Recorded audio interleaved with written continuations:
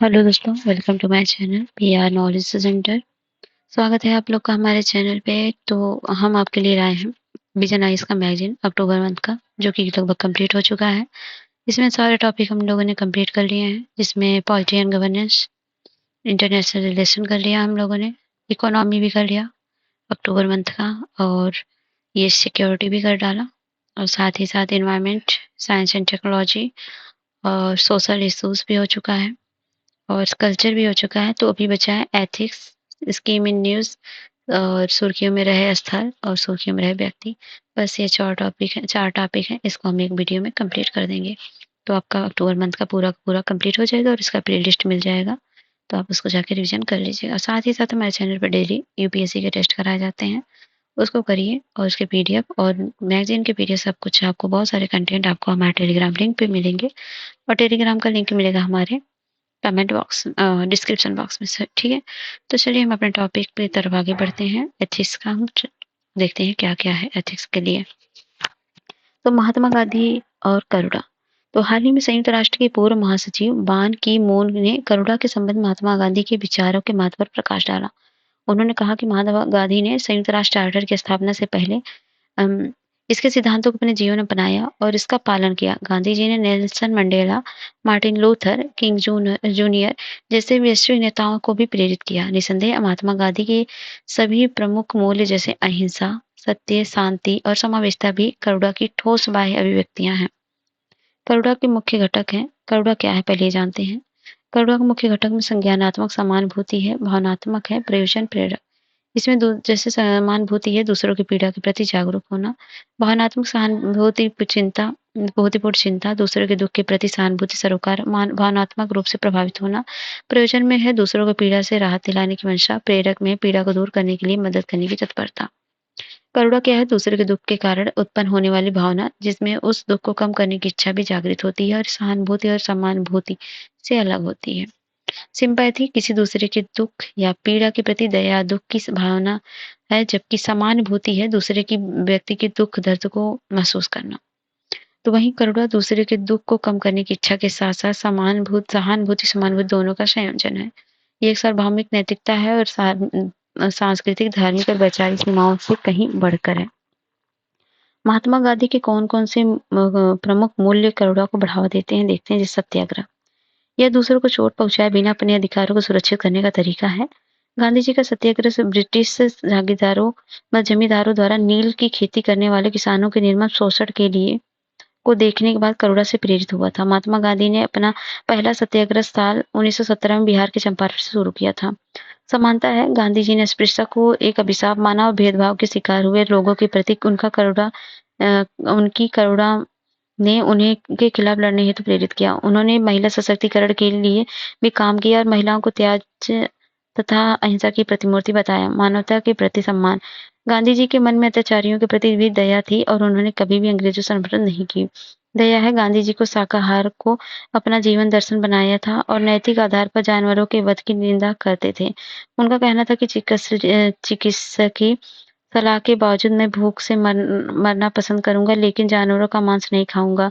सर्वोदय है, सभी का कल्याण। उन्होंने प्रत्येक व्यक्ति में ईश्वर को देखा और माना कि मानवता की सेवा के माध्यम से ईश्वर तक पहुंचा जा सकता है। अहिंसा यह परम लक्ष्य यानी सत्य को प्राप्त करने का एक साधन है। अहिंसा का उनका मूल्य एक सकारात्मक अवधारणा थी, जो किसी को चोट न पहुंचाने या हिंसा न करने के विचार के साथ साथ निस्वार्थ कार्य के प्रति प्रेम का प्रचार भी करती थी। उन्होंने सत्य को एक सर्वोच्च सिद्धांत के रूप में माना, जिसे न केवल शब्दों में बल्कि विचारों में भी लागू किया जाना चाहिए। प्रकृति के प्रति चिंता, उन्होंने बड़े पैमाने पर शहरीकरण से होने वाले नुकसान का जिक्र कर प्रकृति तथा जैव विविधता के संरक्षण का आह्वान किया। उनके अनुसार पृथ्वी से हमारी जरूरतों को पूरा करने हेतु पर्याप्त संसाधन है, लेकिन हमारे लालच के लिए नहीं है। परोपकारिता या आत्म बलिदान, गांधी जी का समाज के लिए निस्वार्थ तरीके के कार्य करना, दूसरों के प्रति उनकी परोपकारिता और करुणा का एक उदाहरण है। जब भी आप संदेह में हो या जब अहंकार बहुत बढ़ जाए, तो आप सबसे गरीब और सबसे कमजोर आदमी का चेहरा याद कीजिए, जो अपने को देखा हो, और खुद से पूछिए, आप जो एक कदम उठाने की बात सोच रहे हो, उससे उससे क्या फायदा होगा। ट्रस्टीशिप की अवधारणा गांधी जी के अनुसार जमींदारों या अमीर लोगों को अपनी संपत्ति के ट्रस्टी के रूप में काम करना चाहिए, जिसे जैसे उन्होंने अपने संपत्ति और भौतिक वस्तुओं के अधिकार आम लोगों को समर्पित कर दिए हैं। महात्मा गांधी द्वारा बताए गए 7 घातक सामाजिक पाप हैं, जो कि एग्जाम में पूछे भी गए हैं यूपीएससी में। कर्म के बिना धन, यह श्रम किए बिना या बिना कुछ किए कुछ पाने को दर्शाता है। उदाहरण के लिए बिना काम किए या अतिरिक्त मूल्य उत्पन्न किए बिना बाजारों पर संपत्तियों में हेरफेर करना। विवेक के बिना आनंद, जिम्मेदारी की भावना के बिना सुख भोगना, चरित्र के बिना ज्ञान, मजबूत और सिद्धांतवादी चरित्र के बिना थोड़ा सा या बहुत अधिक ज्ञान खतरनाक है। और नैतिकता के बिना वाणिज्य, बिना किसी नैतिक आधार के आर्थिक प्रणालियों को संचालित होने देने एवं एक अनैतिक या भ्रष्ट समाज का निर्माण होता है। मानवता के बिना विज्ञान, प्रौद्योगिकी जिन उच्चतर मानवीय उद्देश्यों को पूरा करने का प्रयास कर रही है, उसके बारे में बहुत कम समझ होना।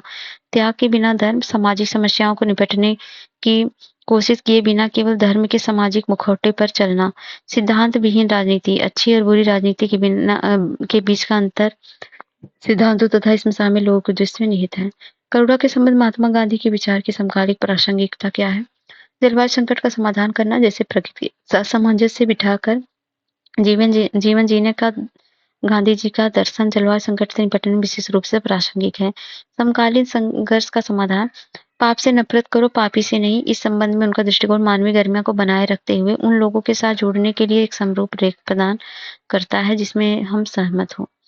आर्थिक संकट से निपटना, गांधी जी के अनुसार अर्थशास्त्र का सही मायने में अर्थ सामाजिक न्याय के माध्यम से सभी की भलाई को समान रूप से बढ़ावा देना है। उनका ध्यान आत्मनिर्भरता, उत्पादन केंद्रों के विकेंद्रीकरण, ट्रस्टीशिप के विचार आदि पर केंद्रित था। उनका उद्देश्य एक न्यायपूर्ण और समावेशी आर्थिक प्रणाली को बढ़ावा देना था। सामाजिक परिवर्तन की ताकत, महात्मा गांधी के विचारों को स्वच्छ भारत मिशन जैसी पहलों में उपयोग में लाया जा रहा है, जो सामाजिक परिवर्तन के लिए प्रेरणादायी आंदोलन का काम कर रहे हैं। समाज में विखंडन से निपटना, समावेशी आध्यात्मिकता का उनका दृष्टिकोण सभी धर्मों का सम्मान करना है। यह अंतर धार्मिक समाज के लिए मार्ग प्रदान करता है। केवल दूसरों के प्रति करुणा समझ का विकास ही हमें वह शांति व खुशी दे सकता है जिसका हम सभी तलाश करते हैं, दलाई लामा ने कहा।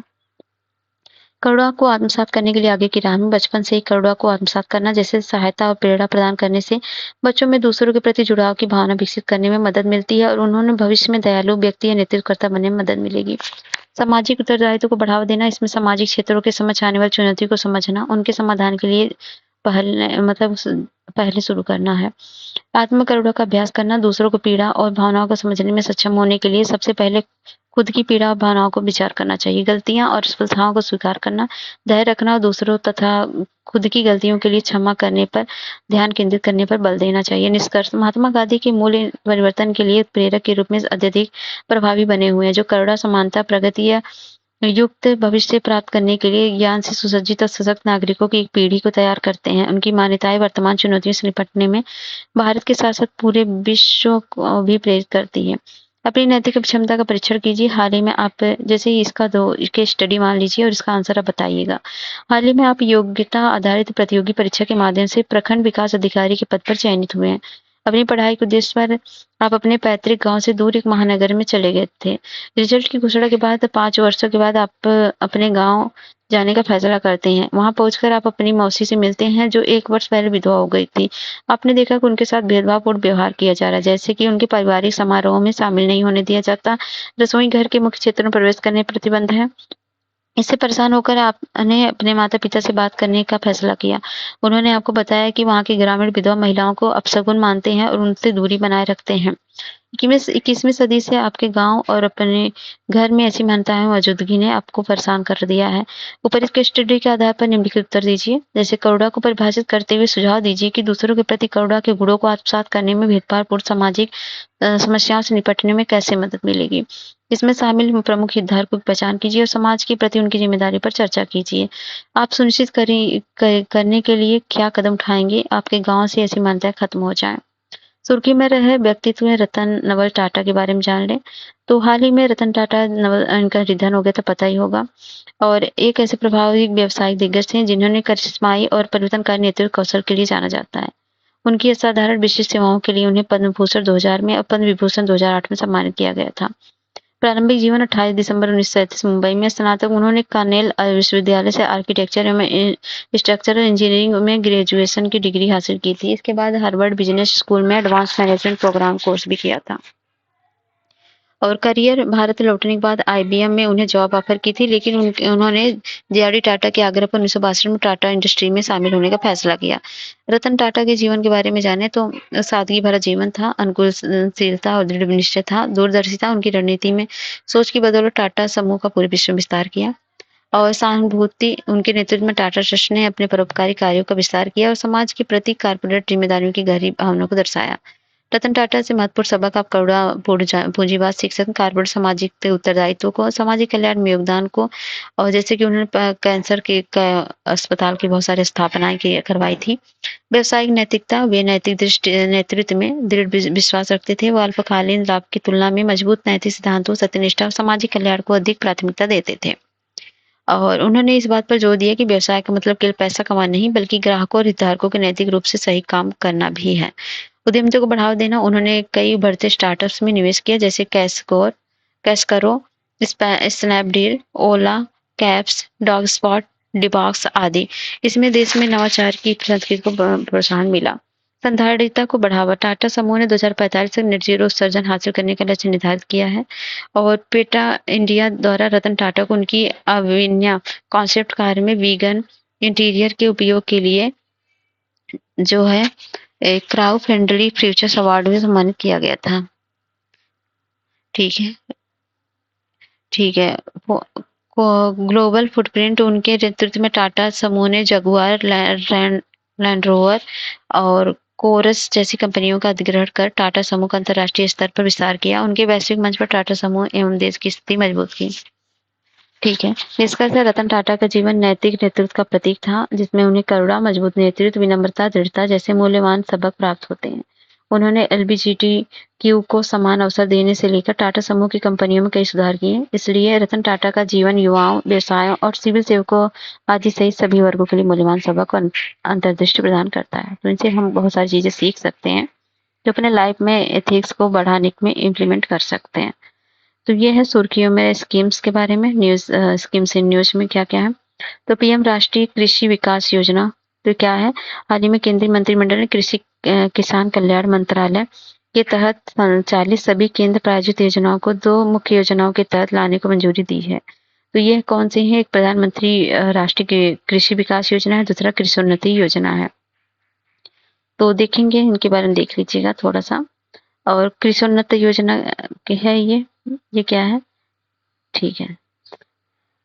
तो उद्देश्य कृषि और संबद्ध क्षेत्रों का समग्र और वैज्ञानिक तरीके से विकास करना, ताकि उत्पादन, उत्पादकता, उपज बढ़ाने को लाभ किसान तक पहुंचाया जा सके। नोडल एजेंसी कृषि केंद्रीय कृषि एवं किसान कल्याण मंत्रालय। पृष्ठभूमि कृषि क्षेत्र के लिए अम्ब्रेला योजना है। 2016-17 से कई योजना मिश्रणों को एक अम्ब्रेला योजना के तहत शुरू किया गया था। कृषि उन्नति के तहत शामिल मुख्य उप योजनाएं हैं, जैसे बागवानी के लिए एकीकृत विकास के लिए मिशन है, राष्ट्रीय तिलहन और ऑयल पाम मिशन है, राष्ट्रीय खाद्य सुरक्षा मिशन है, राष्ट्रीय सतत कृषि मिशन है, कृषि विस्तार उप मिशन है, बीज तथा पौधा रोपण सामग्री पर उप मिशन है, कृषि मशीनीकरण उप मिशन है, पौध संरक्षण और पौध क्वारंटाइन उप मिशन है, कृषि गणना और व्यवस्था सांख्यिकी एवं एकीकृत योजना, ये सब है।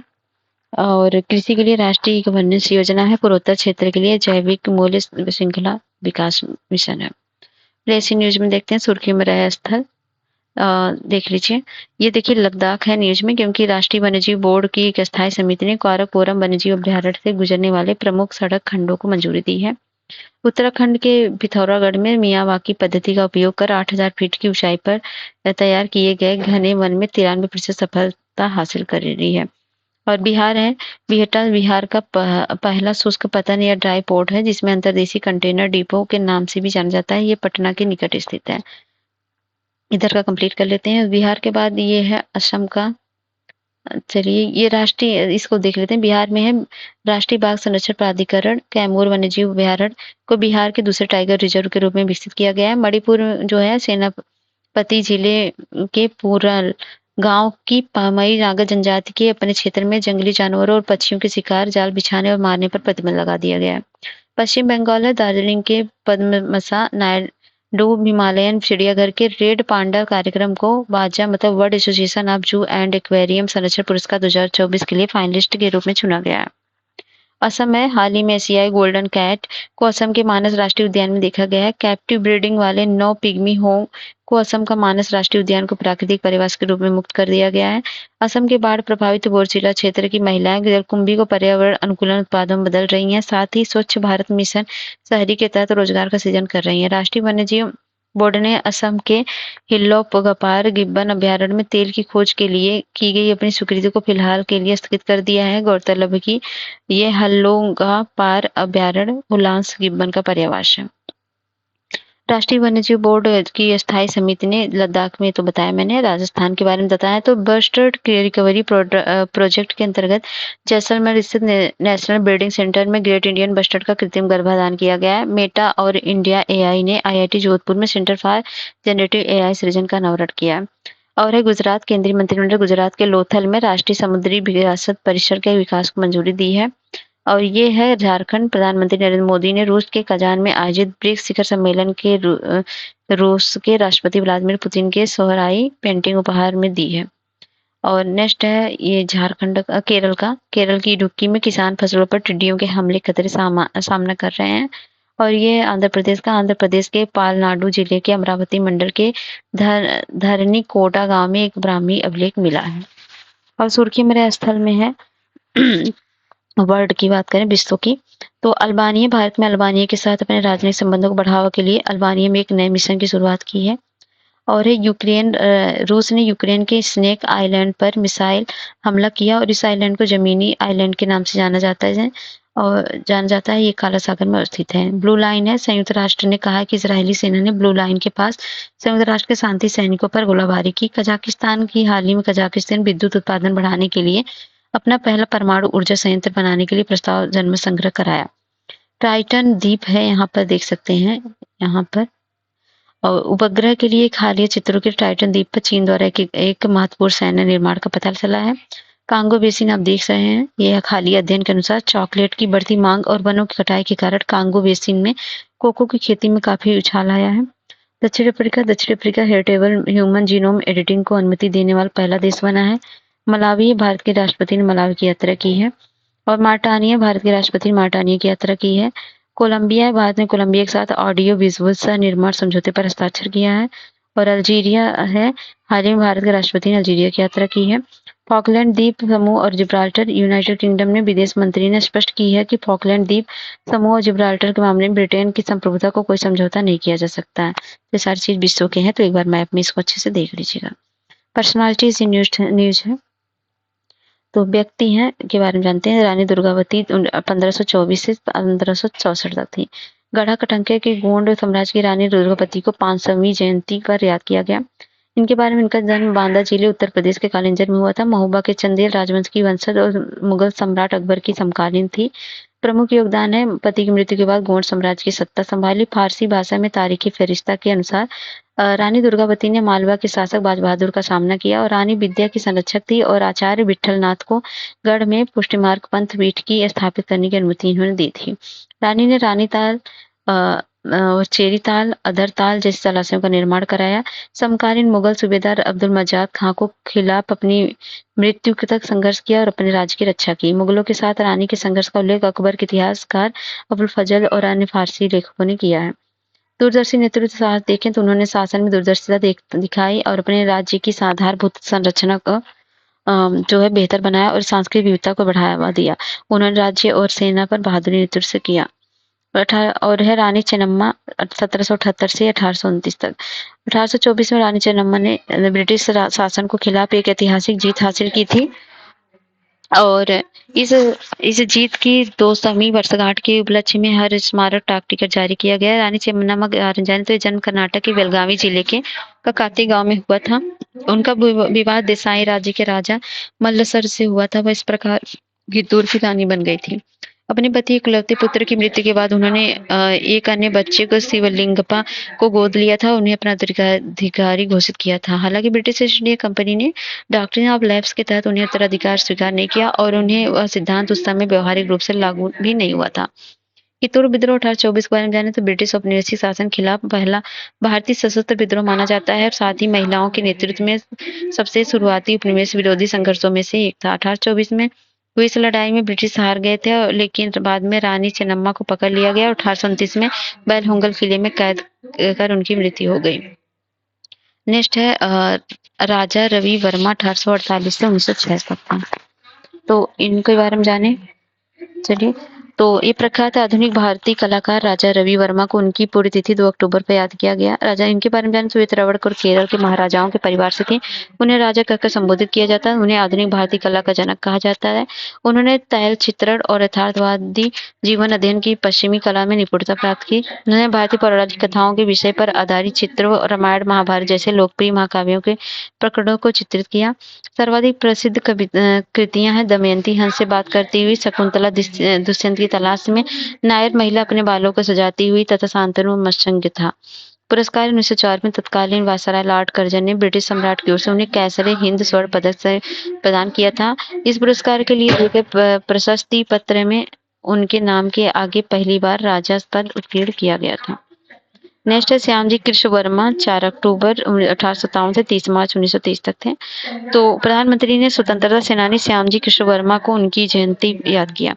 श्यामजी कृष्ण वर्मा के बारे में जाने तो उनका जन्म 1857 में आधुनिक गुजरात में हुआ था। ब्रिटिश विरोधी गतिविधियों के प्रसार के लिए लंदन में Indian home rule society India house की स्थापना की थी। श्यामजी प्रेरित होकर वीर सावरकर भी लंदन इंडिया हाउस के सदस्य बने। उन्होंने इंडियन सोशियोलॉजिस्ट नामक पत्रिका में अपने लेखों के माध्यम से भारत की आज़ादी का प्रचार किया था। श्यामजी बम्बई आर्य समाज के प्रथम अध्यक्ष बने थे। वह दयानंद सरस्वती के प्रशंसक थे। 1905 में इनर टेम्पल नामक एक संस्था में उन्हें वकालत करने में प्रतिबंधित किया था। दरअसल औपनिवेशिक शासन के खिलाफ लिखने के कारण ब्रिटिश सरकार ने उन पर राजद्रोह का आरोप लगा दिया। इस वजह से इनर टेम्पल ने उन्हें प्रतिबंधित कर दिया और आलोचना का सामना करते हुए श्यामजी ने अपना केंद्र इंग्लैंड में बदलकर पेरिस कर लिया और आंदोलन जारी रखा। नेक्स्ट है अशफाक उल्लाह खां 1900 से 1927। हाल ही में स्वतंत्रता सेनानी अशफाक उल्लाह खां को उनकी जयंती पर श्रद्धांजलि अर्पित की गई। तो इनका जन्म 1900 में उत्तर प्रदेश में शाहजहांपुर में हुआ था। उन्होंने राम प्रसाद बिस्मिल, सचिंद्रनाथ बख्शी और जोगेंद्र चंद्र चटर्जी के साथ मिलकर 1924 में हिंदुस्तान रिपब्लिक एसोसिएशन की स्थापना की। इस संगठन में द रिवोल्यूशनरी शीर्षक वाले अपने घोषणा पत्र में एक संगठित सशस्त्र क्रांति के माध्यम से संयुक्त राज्य भारत की एक संघीय गणराज्य की स्थापना के अपने लक्ष्य को उजागर किया था। उन्होंने काकोरी ट्रेन कांड 1925 में भाग लिया था। इस मामले में उन्हें रामप्रसाद बिस्मिल, राजेंद्र लाहिड़ी और रसवंत सिंह के साथ फांसी की सजा दी गई। लाल बहादुर शास्त्री 1904 से 1966। तो देश भर में 2 अक्टूबर को लाल बहादुर शास्त्री जयंती मनाई गई। लाल बहादुर शास्त्री के बारे में जाने तो शास्त्री जी 1964 से लेकर 1966 तक भारत के प्रधानमंत्री के रूप में कार्य किया था। स्वतंत्र पूर्व उन्होंने असहयोग आंदोलन, सविनय अवज्ञा आंदोलन और भारत छोड़ो आंदोलन में भाग लिया था। उन्होंने कई अभियानों का नेतृत्व किया और ब्रिटिश शासन के दौरान 7 वर्ष जेल बिताए थे। स्वतंत्रता के बाद उन्होंने 1965 में भारत पाकिस्तान युद्ध का नेतृत्व किया था और खाद्य संकट का सामना कर रहे भारतीय सैनिकों और किसानों को जय जवान जय किसान के नारे से प्रेरित किया था। उनके कार्यकाल के दौरान राष्ट्रीय डेयरी विकास बोर्ड और भारतीय खाद्य निगम की स्थापना भी हुई थी। मेरा पूरा का पूरा न्यूज तो ये कंप्लीट हो गया आपका पूरा अक्टूबर मंथ का करंट अफेयर। चलिए मिलते हैं अब अक्टूबर के बाद सितंबर मंथ के करंट अफेयर के साथ। जय हिंद, जय भारत।